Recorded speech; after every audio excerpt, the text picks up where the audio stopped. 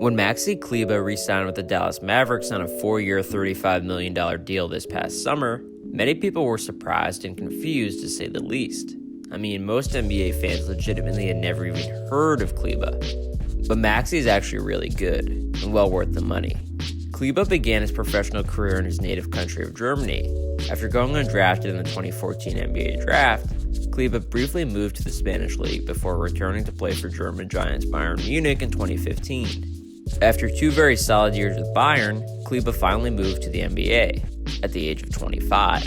When he entered the league, Kleber was pretty much only known for the fact that he hails from Würzburg, Germany, Dirk Nowitzki's hometown. However, in his 2 seasons with Dallas, he's become one of the team's most reliable post defenders, while also establishing himself as a credible threat from deep on the offensive end. Last season, Kleber averaged 6.8 points, 4.6 rebounds, 1 assist, and 1.1 blocks in 21.2 minutes per game.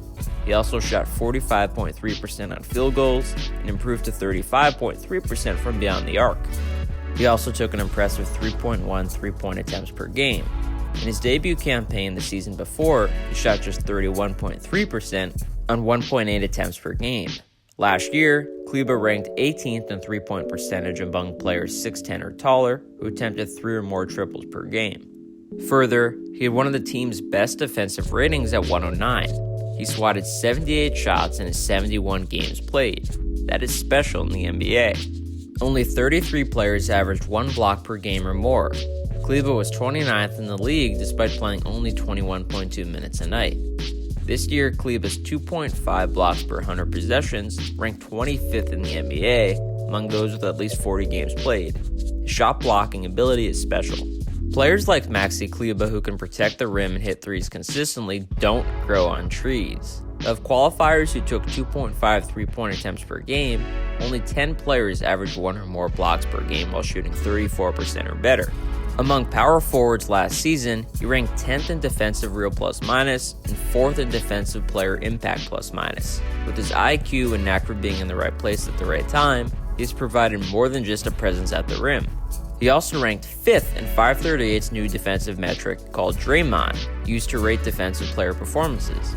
The Draymond model focuses on a player's ability to limit an opponent's openness. This is just yet another advanced statistical model that rates Kleber's defense at a super high level. I mean, through the first month of last season, the Mavs were 11 points better on offense and 10 points better on defense when Maxi Kleber was on the floor. He's also held up on defense switching against some of the best offensive perimeter players in the league. Both James Harden and Kevin Durant were moderately stifled or at least slowed down a tad by Kleber. He's also become a huge fan favorite of smart NBA Twitter.